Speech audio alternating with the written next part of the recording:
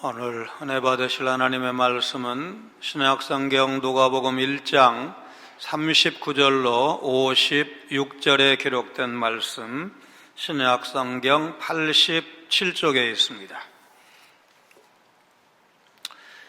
1장 46절부터 48절까지의 말씀을 한 목소리로 봉독하시겠습니다. 46절, 마리아가 이르되 내 영혼이 주를 찬양하며 내 마음이 하나님 내 구주를 기뻐하였음은 그의 여종의 비천함을 돌보셨음이라. 보라, 이제 후로는 만세에 나를 복이 있다 일컬으리로다. 아멘. 작년에 성탄절 전주일과 성탄절 날 같은 제목으로 설교를 했는데 여러분 그 제목 기억하시나요? 매년 이 절기 때 볼 수 있는, 말하자면 성경 본문으로 내놓을 수 있는 게 정해져 있기 때문에 신문, 교계 신문 보면 제목들이 대동소이합니다. 작년에는 좀 특별한 제목으로 설교를 했습니다. 먼저 삼손이 어떻게 메시아의 모형으로서의 역할을 하는가, 그 다음에 성탄절날은 이삭이 어떻게 오실 메시아에 대한 모형 역할을 하는가를 이제 주 내용으로 해서 그가 살짝 보이신다. 거기서 그는 메시아, 예수님이시겠죠? 이런 제목으로 설교를 했습니다. 그래서 내용은 구약을 본문으로 하면 대동소이하지만 그러나 제목은 이제 기억에 남아 있습니다. 가브리엘 천사로부터 메시아를 낳을 것이라는 놀라운 소식을 들은 마리아는 친족 엘리사벳을 찾아갑니다. 두 여인은 성령의 충만함을 입어 앞으로 태어날 아기 예수님의 탄생을 축복하고 자신을 만나주신 하나님을 찬양합니다. 우리는 마리아의 찬양 속에서 우리가 찬양할 하나님이 어떤 하나님이신지를 이제 알게 됩니다. 사실 우리가 살아보면 성경이 항상 기뻐하라, 쉬지 말고 기도하라 이랬지만 항상 기뻐하는 것이 쉽지 않다는 것을 사실은 경험을 하면서 삽니다. 그런데 왜 성경은 항상 기뻐하라고 말씀하셨을까? 적어도 성탄절을 앞둔 이 시점에서 그 이유를 한번 찾아볼 것입니다. 39절로 45절 말씀을 통해서 복의 근원이신 예수님이 오셨기 때문에 우리는 기뻐해야 합니다.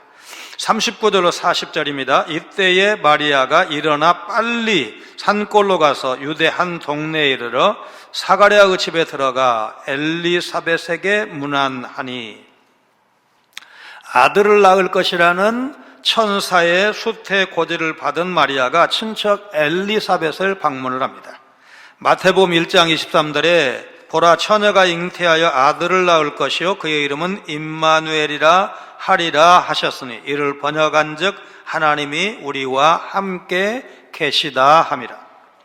이 말씀은 요셉의 꿈에 나타난 주의 사자가 하신 말씀이지만 이사야 선지자가 이사야서 7장 14절에 예언한 말씀 그대로입니다. 내용상 마리아가 들은 누가복음 1장 28절로 31절 말씀도 크게 다르지 않습니다. 그에게 들어가 이르되 은혜를 받은 자여 평안할지어다, 주께서 너와 함께 하시도다 하니 처녀가 그 말을 듣고 놀라 이런 인사가 어찌함인가 생각하매. 30절 31절 같이 읽습니다. 천사가 이르되 마리아여 무서워하지 말라, 네가 하나님께 은혜를 입었느니라. 보라, 네가 잉태하여 아들을 낳으리니 그 이름을 예수라 하라. 여러분 한번 이 당시에 마리아를 생각해 보십시오. 남자를 알지 못하는 동정녀에게 일어난 일, 이해해 줄 수 있는 사람이 몇이나 될까요? 아마도 6달 전에 유사한 일을 경험한 엘리사벳이 떠올랐을 것입니다. 마리아는 엘리사벳을 만나고 싶었습니다. 그래서 주저하지 않고 먼 길을 달려갑니다. 엘리사벳이 이미 나이가 많아서 아이를 낳을 수 없다는 사실을 알고 있었고, 그런데 그 엘리사벳이 아이를 가졌다는 소식은 마리아 자신에게 전달된 수태고지의 증거로 여기기에 충분했을 것입니다. 이를 확인하고 싶은 마리아의 흥분된 마음이 엿보입니다. 마리아는 39절에 빨리라는 표현 나오죠. 빨리 유대 산지로 갔습니다. 열심히 걸어서 베들레헴으로부터 3, 4일 걸리는 160km 정도의 먼 길이었습니다. 마리아의 기대감을 느낄 수 있는 장면입니다. 이제 베들레헴은 나중에 낳는 곳이고 이제 나사렛이죠. 나사렛에서 유대 산지까지 상당히 먼 거리였습니다. 41절에 복중의 세례 요한과 복중의 예수님이 만나는 장면입니다. 엘리사벳이 마리아가 문안함을 들으며 아이가 복중에서 뛰노는지라 엘리사벳이 성령의 충만함을 받아.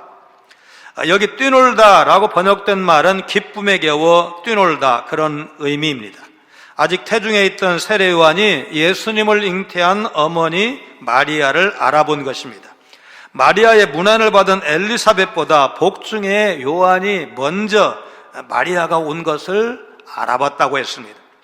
엘리사벳의 반응이 있기도 전에 복중에 있는 세례 요한이 먼저 알았다는 것은 신비라는 말밖에 설명할 수가 없습니다. 이제 마리아의 복중에 자리를 잡은 예수님을 만나는 기쁨이었습니다. 이것이 예수님과 세례 요한 관계의 시작입니다. 천국이 가까이 왔음을 알리고 회개를 촉구하는 사역을 세례 요한이 먼저 시작하고 예수님은 그에게 와서 세례를 받는 겸손한 모습을 통해서 하나님의 의를 온전히 이루십니다. 그러나 요한은 예수님의 신발끈을 풀기에도 황송하다고 하면서 스스로의 위치를 분명히 인식하고 있습니다. 예수님 흥하기 위해서 오히려 자기는 쇠야 하는 것이 세례 요한이 설 자리였습니다. 이 감동적인 첫 만남에서 세례 요한의 어머니 엘리사벳이 성령 충만해서 이렇게 예언했습니다. 42절로 45절입니다. 큰 소리로 불러 이르되 여자 중에 내가 복이 있으며 내 태중에 아이도 복이 있도다. 내 주의 어머니가 내게 나아오니 이 어찌된 일인가? 보라, 내 문안하는 소리가 내 귀에 들릴 때에 아이가 내 복 중에서 기쁨으로 뛰놀았도다. 주께서 하신 말씀이 반드시 이루어지리라고 믿은 그 여자에게 복이 있도다. 엘리사벳이 마리아를 축복을 합니다. 엘리사벳의 이 선포는 마리아에게 꼭 필요한 말이었습니다. 아들을 낳을 것이라는 천사의 말을 들은 10대 중반의 동정녀 마리아가 느꼈을 당혹감과 의혹, 마음의 부담을 일시에 해소시켜주는 성령의 위로였고 격려였고 축복이었습니다. 42절의 큰 소리는 기쁨에서 나오는 탄성이었습니다. 뱃속에 아이가 기뻐 뛸 때 성령께서 엘리사벳에게도 임하셨습니다. 복중에 있는 아이의 기쁨과 동일한 기쁨이 엘리사벳에게도 임한 것입니다. 복중의 아이는 기뻐 뛰었고 어머니 엘리사벳은 기뻐서 상기된 채 목소리를 높입니다. 먼저 마리아는 복받은 여인이라고 축복합니다. 말할 것도 없이 마리아의 복중에 있는 아이 역시 엘리사벳의 송축의 대상이었습니다. 나이 많은 엘리사벳이 훨씬 어린 마리아에게 내 주의 어머니라고 부르면서 그녀의 방문에 황송해 합니다. 이 두 사람 사이의 본래 관계에서는 나올 수 없는 표현입니다. 하나님의 선택에 순종한 마리아의 위치가 어떻게 바뀌어 가는지를 엘리사벳이 보여주고 있습니다. 마리아의 순종을 하나님께서도 인정하신 것입니다. 주께서 하신 말씀이 반드시 이루어지리라고 믿은 그 여자에게 복이 있도다. 주님의 뜻에 순종하면 높임을 받습니다. 엘리사벳은 성령 충만한 상태에서 마리아를 만날 수 있었습니다. 엘리사벳은 주님의 약속이 자신의 삶 가운데 이루어지는 경험을 한 적이 있습니다. 남편 사가랴는 아들을 낳을 것이라는 예언의 말씀을 온전히 믿지 못해서 한동안 말을 못하는 징계를 받았습니다. 이 사건을 통해서 엘리사벳은 하나님의 말씀을 믿지 못하면 가정의 불행의 씨앗이 될 수 있다는 사실을 체험했습니다. 믿음은 평강과 담대함을 가져다 주지만 의심은 불안과 염려를 가져옵니다. 주님의 말씀은 의심의 대상이 아니라 믿음의 대상입니다.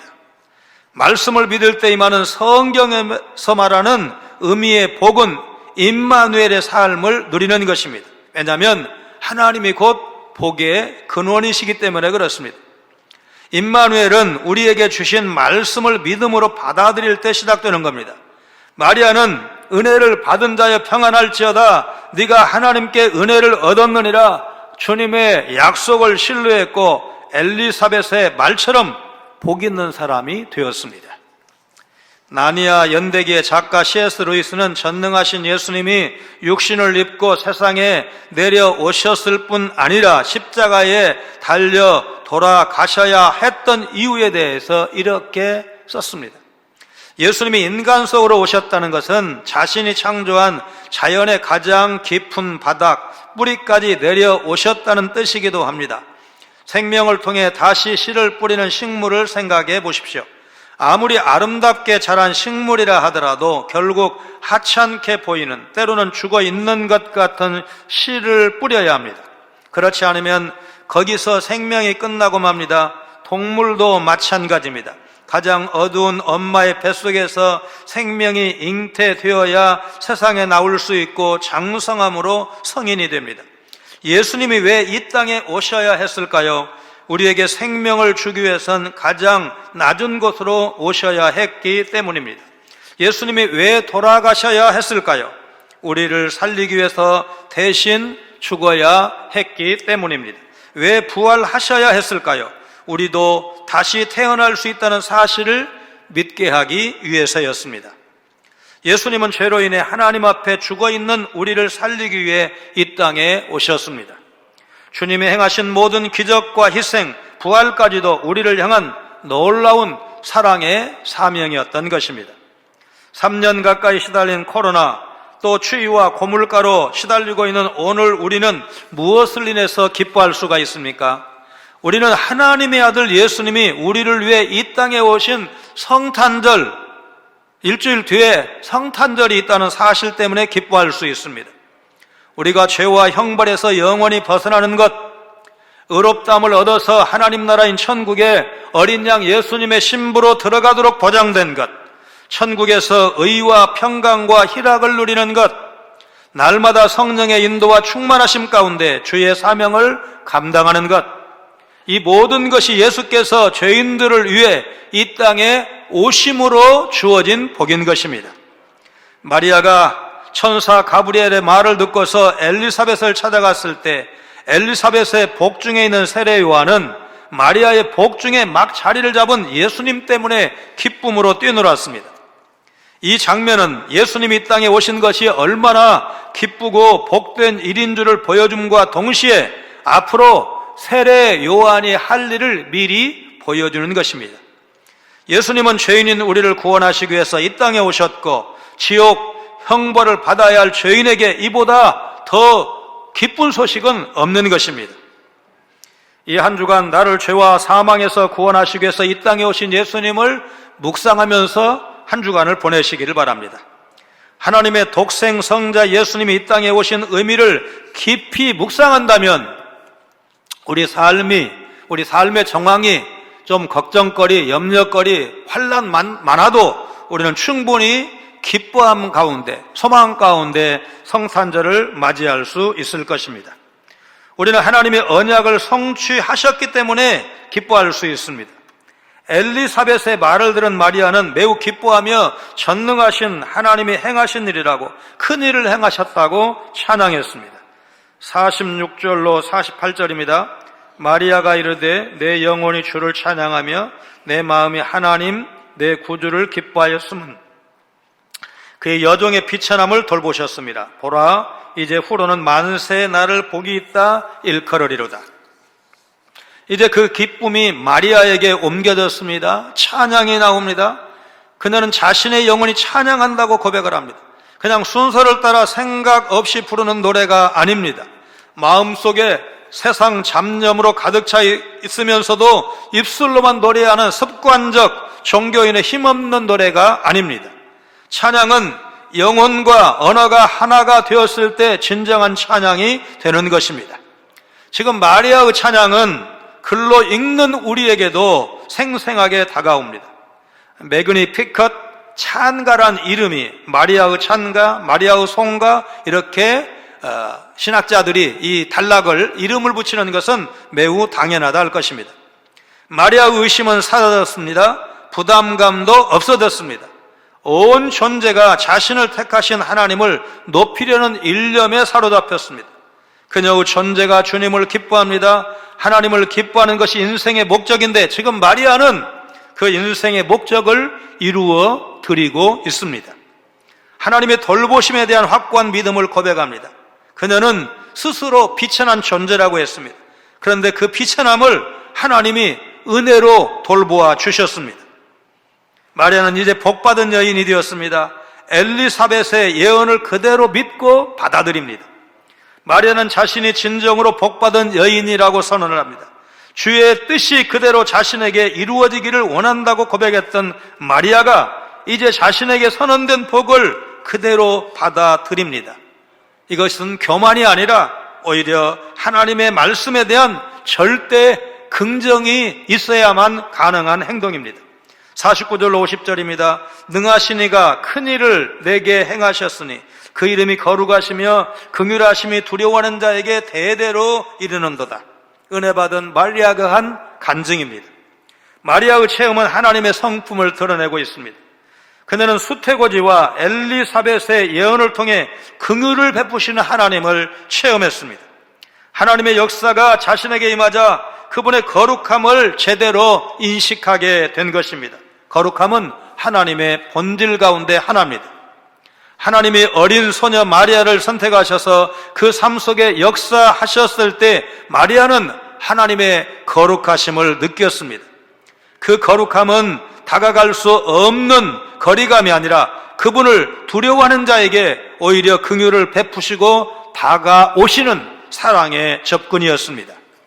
마리아는 체험을 통해서 거룩함의 초월성과 사랑의 내재가 절묘하게 합일한다는 이 고백을 하고 있습니다. 이것이 마리아의 체험에서 나온 것입니다. 성경 전문가인 신학자들이나 말할 법한 것을 지금 어린 처녀 마리아가 정확하게 말하고 있습니다. 하나님에 대한 이해는 이론이나 관념이 아니라 체험에서 가능한 것입니다. 우리 교회에 다녀간 연주자 중에 바이올리스트 박지혜 교수 기억하실 것입니다. 우리 교회 다녀간 다음에 이제 그 몇 년 뒤에 연세대학교 종교음악과 겸임 교수가 되었습니다. 독일 정부가 해마다 이제 이 자매에게 대여해 주던 그 값비싼 바이올린을 2014년에 해외 독지가의 도움으로 평생 소유하게 되었다는 소식을 읽었습니다. 지난 여름에 다녀가신 바이올린 그 연주자 교수님도 식사 시간에 승용차에 그 바이올린 두고 잠그고 가는 게 아니고 그거를 들고 식당 안으로 들어왔습니다. 물어볼 필요 없죠. 이제 바이올린이 그만큼 비싸기 때문에 차에다가 넣을 수가 없었던 것입니다. 박지혜 교수가 사용한 악기는 1735년산 페트루스 과르넬이라는 건데 언론에는 50억 호가한다 그런 보도까지 있었고 실제로 물어봤을 때는 그보다 그렇게 비싸지는 않다고 했습니다. 만약에 50억이라고 그러면 지금 국산 최고급 승용차가 대략 1억 그 안팎이잖아요. 그러니까 1억짜리 승용차 50대 그 조그마한 바이올린 하나가 그렇게 비싸다는 건데 이렇게 고급 바이올린 악기는 습도나 온도를 잘 유지해야 합니다. 악기를 가장 좋은 상태로 유지하는 효과적인 방법은 그 악기를 최고로 연주할 수 있는 사람이 그 악기를 사용하는 것입니다. 독일 정부가 그거를 알고 무상으로 대여를 해줬고 또 정말 이 사람이 적임자라고 해서 평생 쓸 수 있도록 아마 결정을 했을 것입니다. 워낙 고가고 소위 말하는 명품이라 어떻게 가격이 매겨지나 요즘도 분명히 바이올린 제작소가 있을 것이고 거기에서 잘 만들면 좀 같은 수준의 소리를 낼 수 있지 않겠나 이런 생각을 하는데 뭐 그 시스템을 잘 이해할 수는 없습니다. 자, 여기서 생각하는 것, 바이올린 한 300년 가까이 된 바이올린 이렇게 비싼데 사람 값은 얼마나 될까? 사람 값은 뭐 이 질문 자체가 사실 어리석은 질문이죠. 그리고 우리는 분명한 대답, 정확한 대답을 알고 있습니다. 하나님의 모양과 형상대로 지음받은 우리네 아닙니까? 여러분과 제가 바로 하나님의 형상대로, 하나님의 모양대로 지음받은 소중한 존재입니다. 그렇다면 우리의 값이 얼마나 되겠습니까? 우리를 살리시기 위해서 하나님께서 독생자 예수님을 십자가에 죽이시면서까지 여러분을 사셨고 저를 사셨다면 여러분의 가치, 저의 가치는 얼마나 높겠습니까? 성경을 통해 예수 그리스도를 바라보시길 바랍니다.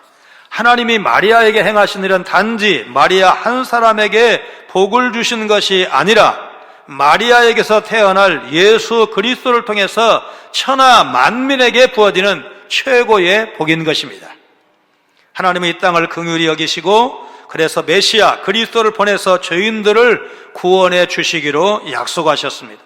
마침내 메시아이신 예수님을 이 땅에 보내셔서 그 약속을 십자가 대속의 죽으심을 통해서 이루셨습니다. 우리를 위해 크고 놀라운 일을 행하신 하나님 앞에서 오늘 마리아가 불렀던 이 찬가는 우리의 찬송이 되어야 합니다. 우리는 이 세상의 회복을 바라보기 때문에 기뻐할 수 있습니다. 51절로 56절 말씀은 설명이 좀 필요하지만 한마디로 세상을 뒤집으시는 하나님을 노래하고 있습니다. 그의 팔로 힘을 보이사 마음의 생각이 교만한 자들을 흩으셨고 권세 있는 자를 그 위에서 내리치셨으며 비천한 자를 높이셨고 줄이는 자를 좋은 것으로 배불리셨으며 부자는 빈손으로 보내셨도다. 그 종 이스라엘을 도우사 긍휼히 여기시고 기억하시되 우리 조상에게 말씀하신 것과 같이 아브람과 그 자손에게 영원히 하시리로다 하니라. 마리아가 석 달쯤 함께 있다가 집으로 돌아가니라. 자, 이 구절에서 하나님에 대한 중요한 이해를 엿볼 수가 있습니다. 하나님은 잘못된 세상을 뒤집으며 임하신다는 것입니다. 세상은 권세와 부를 독점한 교만한 사람들이 지배를 합니다. 그런데 하나님이 개입하시면 그들은 심판의 대상이 되어버립니다. 이스라엘이 로마 제국에 멸망당하는 것을 어떻게 설명할 수가 있겠습니까? 절대 주권자로 군림했던 수많은 로마의 황제들의 비참한 운명을 우리가 어떻게 설명할 수가 있겠습니까? 세상은 온유하고 가난하고 힘없는 사람을 무시하고 소외시킵니다. 그러나 하나님이 임하시면 하나님은 그런 사람을 높이신다고 말씀하십니다. 그래서 세상이 뒤집힌다고 표현한 것입니다. 죄로 인해 잘못된 세상의 위계 질서가 허물어지면서 하나님의 주권적 심판과 은혜 아래 재편될 것입니다.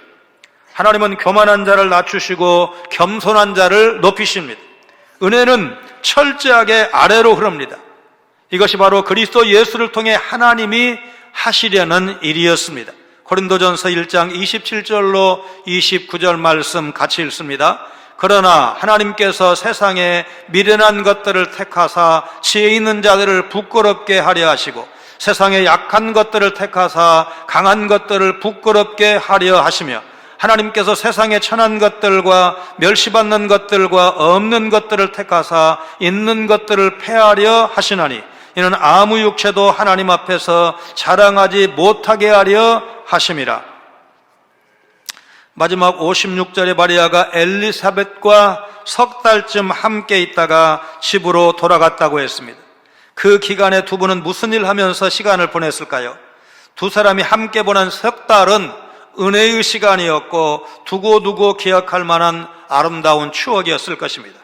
그들은 하나님이 자신들에게 주신 말씀을 나누었을 것이고 주신 아이들을 어떻게 양육할 것인지 나누었을 것입니다.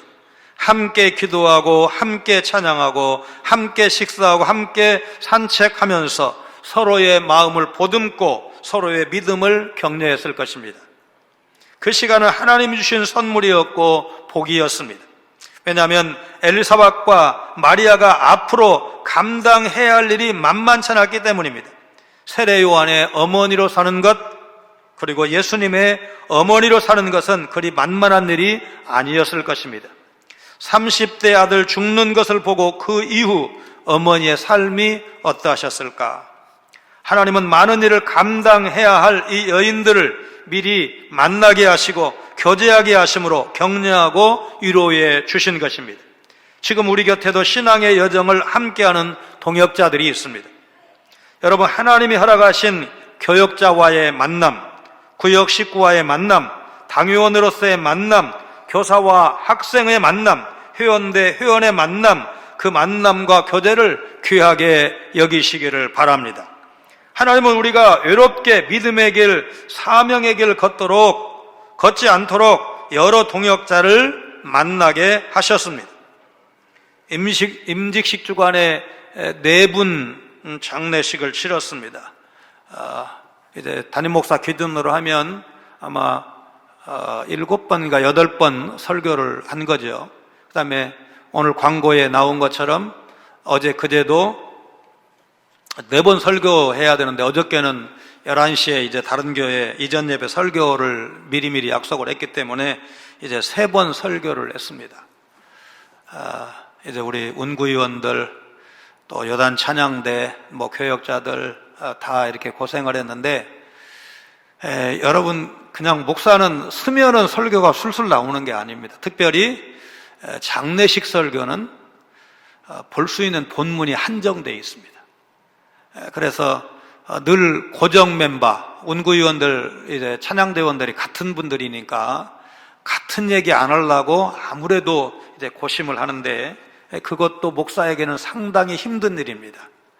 그런데 이제는 세월이 지나서 한 20년 같이 신앙의 동역자로 믿음 생활했던 성도를, 어르신들을 이렇게 보내는 것이 그냥 쉬운 일일까? 쉽지 않습니다. 그래서 솔직히 장로님이 누가 대신 목사가 하는 장례식 집례를 할 수는 없지만 그래도 이제 마주치면 장로님들이 목사님 많이 힘드시죠? 힘드실 것 같아요. 이렇게 말하면 그래도 위로가 됩니다. 아마 여러분도 마찬가지일 겁니다. 서로 어렵게 힘든 시대를 지내는데 따뜻하게 위로해 주시면 그래도 다 알아주는 사람 좀 있구나. 여러분, 그렇게 될 것입니다. 요즘 저작권 주장이 너무 강해서 성탄절이 가까이 다가와도 성탄 캐럴을 예전만큼 들을 수가 없습니다. 안타까운 일입니다. 한마디로 성탄절 분위기가 차분해진 것은 긍정적인 건데 너무 다운된 것은 아쉬움이 아닐 수가 없습니다. 우리는 백화점이나 대형 쇼핑몰 외에는 그렇게 성탄절 분위기를 많이 느낄 수가 없는데 기독교 선진국은 좀 다른 것 같습니다. 적색, 녹색, 백색은 중세부터 근대까지 오랜 세월 성탄절을 상징하는 색으로 자리 잡았습니다. 적색은 나를 위해 흘리신 예수님의 보혈을 상징을 합니다. 예수님의 세상에 오신 이유는 나를 구원하기 위해서, 곧 나를 위해서 피를 흘리기 위해서 오신 것입니다. 성탄절에 가득한 붉은색을 볼 때 우리는 산타클로스를 떠올릴 것이 아니고 십자가에서 죽으신 예수님, 십자가에서 피 흘려 죽으신 예수님을 떠올려야 합니다. 녹색은 생명을 상징합니다. 예수님의 보혈로 우리에게 새로운 생명이 주어졌기 때문입니다. 흰색은 순결을 상징합니다. 죄인인 우리를 구원하시기 위해서 아무 흠도 없는 대속물이 필요했는데 그 역할을 하나님의 아들 예수님께서 보라 세상죄를 지고 가는 하나님의 어린 양이로다 친히 감당하셨습니다.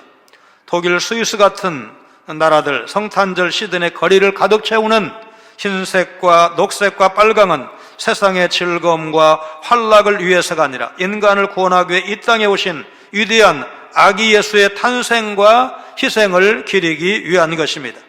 화려한 왕궁이 아닌 초라한 베들레헴 구에 오신 아기 예수님을 맞을 준비를 하시기 바랍니다.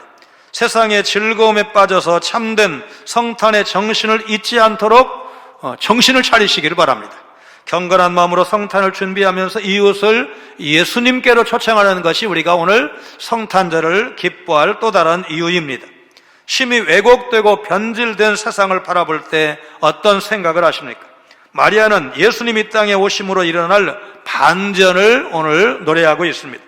예수님은 비천한 자들을 높이시고 교만한 자들을 낮추시며 잘못된 모든 것을 뒤집어 제자리로 돌려 놓으실 것입니다. 그 반전의 역사 이미 시작되었지만 안타깝게도 아직 완성되지는 않았습니다. 그 역사의 완성은 예수님이 영광 중에 재림하실 때 이루어질 것입니다. 비천한 마리아를 돌보셨듯이 우리를 돌보시되 영원히 돌보시는 하나님의 은혜를 바라보시기를 바랍니다. 아름답게 제자리를 잡을 이 세상을 믿음으로 바라보시기를 바랍니다. 우리는 그 믿음과 소망이 있기에 질병과 실패, 시대 상황에 따라 온갖 좌절을 맛보면서도 기뻐할 수가 있는 것입니다. 하나님을 만난 사람은 누구나 하나님을 찬양하게 됩니다. 아기 예수를 잉태한 마리아는 약속을 신실하게 이행하시고 낮은 자들을 기억해 주신 하나님의 자비하심을 노래하고 있습니다. 하나님은 매 순간 우리와 함께 하시고 우리 성도를 돌보십니다. 세상 끝날까지 함께 하시겠다고 약속하셨습니다. 살면서 경험하는 하나님의 은혜를 잊지 않는다면 우리도 날마다 하나님을 높이고 순간마다 하나님을 찬양할 수 있을 것입니다. 복의 근원이신 예수님이 오셨기 때문에 하나님의 신실하신 그 언약이 이루어졌기 때문에, 그리고 이 땅을 회복할 것이라는 예언이 우리에게 아직 약속으로 남아있기 때문에 우리는 기뻐한다는 사실을 기억을 하시면서 이 한 주간 동안 이제 성탄의 주인공이신 예수님, 나를 위해 이 땅에 오신 그 예수님을 묵상하시면서 준비하시고 또 기뻐하시는 여러분 모두가 되시기를 주님의 이름으로 축원합니다. 거룩하신 하나님, 처녀가 잉태하여 아들을 낳을 것이라는 천사의 놀라운 예언도 믿음으로 받아 순종하고 찬송하는 마리아의 믿음을 본받아서 나의 주님이시오 나의 하나님이신 예수님을 마음 다해 찬송하는 이 한 주간이 되게 하여 주옵소서. 이스라엘 역사 최고의 암흑기에 예수님이 오셨다는 사실을 생각하며 오늘 코로나와 고물과 추위 등 어려운 날을 살고 있지만 이 땅에 빛으로 소망으로 오신 예수님 덕분에 그래도 이제 다시 오실 예수님을 바라보며 감사하며 찬양하는 우리의 삶이 되게 하여 주옵소서. 예수님 거룩하신 이름으로 간절히 기도하옵나이다. 아멘.